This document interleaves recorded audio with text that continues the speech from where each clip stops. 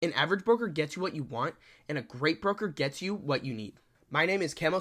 I'm a real estate broker in both North and South Carolina, and today I'm going to be covering the most commonly overlooked red flags when buying a house. It's easy for a broker to bring you to a house that matches up with the bedroom-bathroom count that you want. But what you needed to know was that that house was located inside of a floodplain, or that that house is unlikely to appreciate anymore because of the area around it, or that there is an unpermitted addition to the house. Stats say that a home located inside of a floodplain can affect its value by up to 10%. And if you were to go through with buying this house, wouldn't you rather get the 10% off when buying rather than when you're selling? What I'm trying to say is, who you work with matters. Home buying is supposed to be an exciting time. Your only job as a buyer should be to imagine how you can turn that house into a home. And my job as a broker is to make sure that that home doesn't turn into a money pit.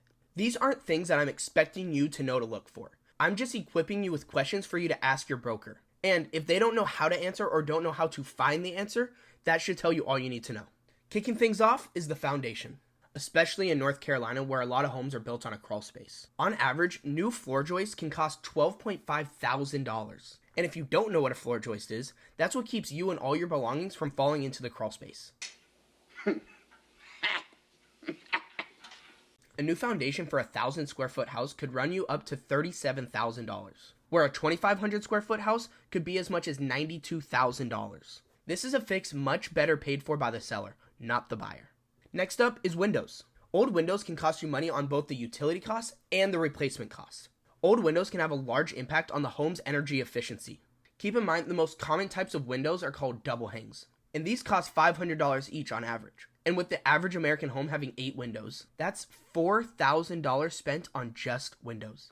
Wouldn't you rather use that $4,000 on maybe something like furniture, or putting in a covered porch, or simply just keeping in your pocket? Next up is the area. Buying a home in a well-developed area where the house prices have already done a lot of their appreciating can leave you stagnant. And that really only leaves you one viable option to raise your home's value. And that's through forced appreciation. And forced appreciation can come at a large cost to a buyer. What this is you basically making a whole bunch of large upgrades to the home to artificially raise the value of the house. This could be things like upgrading bathrooms or kitchens, adding another bedroom, which is a long, strenuous process with getting permits, contracting labor and materials, not to mention the time it takes. You want a home in a growing area where the market's going to handle the appreciation and the increase in the home's value. That way it leaves you with the smaller upgrades like putting in new paint or new fixtures. Listen, like I said before, home buying is supposed to be fun and exciting. Your job as a buyer is to simply envision the best place for you or your family in this next chapter of your life. I'll handle the rest. For the most exclusive early access opportunities in North Carolina, be sure to follow me on Instagram.